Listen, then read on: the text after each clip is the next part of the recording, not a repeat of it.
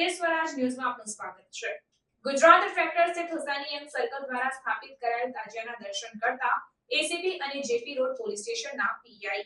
મુસ્લિમ સમાજના લોકોનો પવિત્ર મોહરમનો મહિનો ચાલી રહ્યો છે। આ મહિના દરમિયાન ઇમામ હુસૈન શહીદ થયા હતા, ત્યારે તેઓની યાદમાં મુસ્લિમ સમાજના લોકો કુરાન પઠન, નિયાઝ તથા તાજિયા બેસાડીને આ પર્વ મનાવતા હોય છે।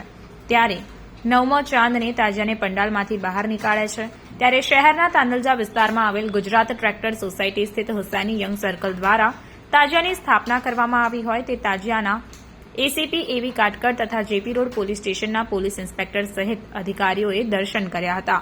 ત્યારે Arif Sheikh, Saiyad Ayyubbhai Dadhi, national human right Gujarat president Salimbhai Malik સહિતના અગ્રણીઓ દ્વારા પોલીસ અધિકારીઓને ફૂલહાર કરી તેઓનું અભિવાદન કરવામાં આવ્યું હતું।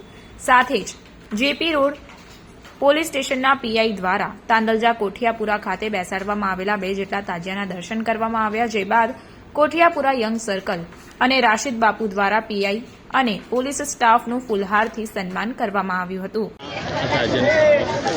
ગુજરાત ટ્રેક્ટર સોસાયટી તાંદલજા ખાતે આ તાજિયાની સ્થાપના છેલ્લા 26 વર્ષથી કરવામાં આવે છે અને ખાસ અગત્યની વાત એ છે કે આ તાજિયાને વડોદરાના કલાકારો, હિન્દુ અને મુસ્લિમ ભાઈઓએ ભેગા મળી આ તાજિયાને બનાવેલ છે।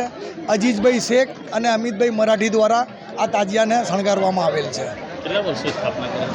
છેલ્લા 26 વર્ષથી ગુજરાત ટ્રેક્ટર સોસાયટી ખાતે હુસૈની સર્કલ તરફથી આ તાજિયાની સ્થાપના કરવામાં આવે છે અને આજ રોજ સોસાયટીને માન આપી એસીપી કાટકર સાહેબ, સુખદેવ, સગર સાહેબ શ્રી પીઆઈ એ ખાસ ઉપસ્થિત રહ્યા દર્શન કરવા માટે અને જે સલાહ સૂચનો આપી છે તે સલાહ સૂચનોને યંગ સર્કલ તરફથી સંપૂર્ણપણે પૂરું કરવામાં આવશે તેવી ખાતરી આપેલ છે।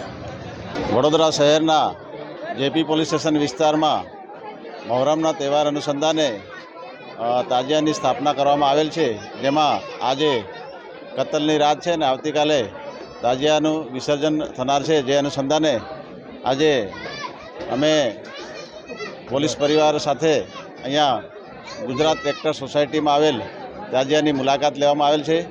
અહીંયાના આયોજકો તથા જે સોસાયટીના રહીશો સાથે મળી અને આ લોકોને મળતા આજે ખૂબ જ આનંદ થયો છે અને આ તહેવાર